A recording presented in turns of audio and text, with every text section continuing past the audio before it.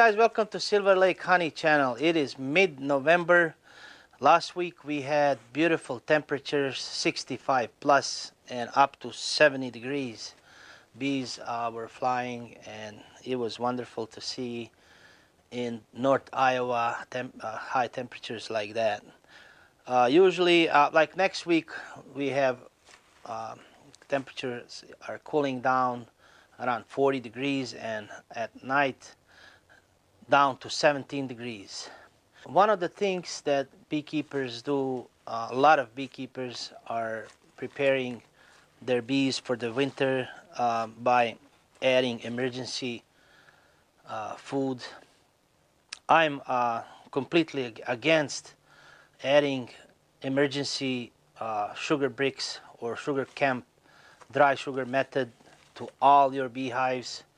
It's absolutely not necessary for the bees that have enough stores to put extra pressure on them and add that sugar on top of their heads.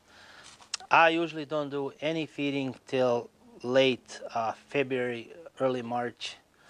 Then start see if, for the colonies that are light, add the sugar patty, add the winter patty.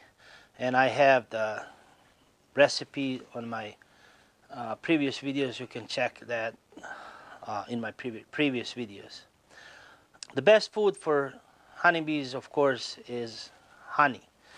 And if you have extra frames of honey, that would be a good idea to add on top of their cluster and above their heads. Usually when I winter bees, I try to have honey all around the cluster on all sides, and that also acts as warming insulation, and also they have access. If the cluster shifts left, right, there's access to food, and of course most of the food should be on top of their heads with heavy honey domes above the heads. I winter smaller colonies and nooks and singles. Then if I have extra honey from the, like either dead out or some honey that I didn't extract, I would feed that honey and put right above their, right on top of the frames. One of the ways that you can feed honey is to make a shim. I use 1x2 lumber and just the size of the regular box.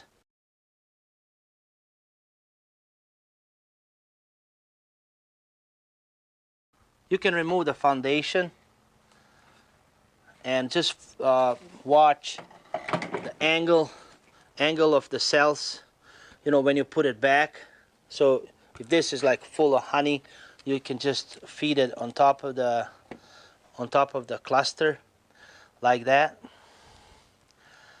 and then you can switch another side, and when they are done with it, you just make sure that your angle of the cells is going down so you don't put it on the opposite side. So when they're done, you just simply put the foundation back,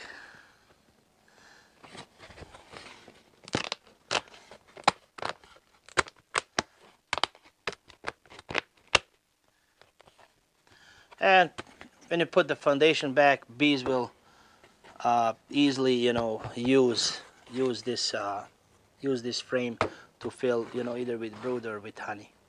But what I've done differently is I have made a jig, some kind of jig, so I can fit the whole frame instead of removing the foundation, because if you have a lot of hives, there'll be a lot of work to remove the foundation, store the wooden part of the frame.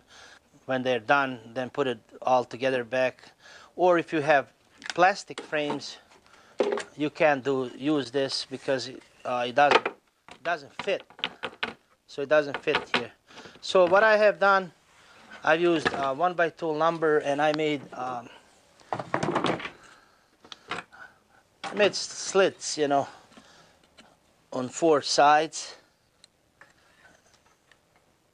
and this way, either if you have plastic or wooden frame, or it doesn't matter, you can put it right on top of the cluster. If the cluster is on this side, you can put it like that, or you can put or turn the frame and feed the bees on this side. So it's really easy and simple to make. You just, you know, make. It's really easy to fit the frame on top of the bees. And when you're done, you can simply, you know, use another frame, or if you don't need this, remove it. I also use shims like this to feed either winter patty or spring patty or pollen patty. So I have a bunch of these 1x2 shims. Kind of tip, you know, if you want to feed some older honey, leftover honey that you don't use, you're not going to extract for yourself, you want to feed it back to bees. So this would be a simple idea, to make shims like this, and then feed your whole frame on top of the cluster. See you next time, guys. Thank you.